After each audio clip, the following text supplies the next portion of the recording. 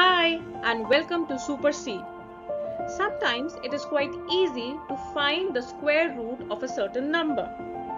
But what if the number is quite different? Let's see. We have to find the square root of 27. Is that difficult? Not at all. Let me show you how. I will expand and write 27 in such a way that one number I get is the perfect square of a number.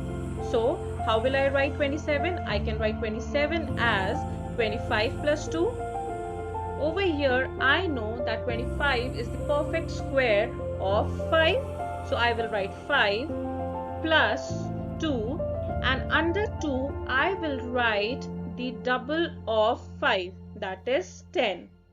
And now I will add these. So 5 plus 0.2 will give me my answer. So I have my answer here as 5.2.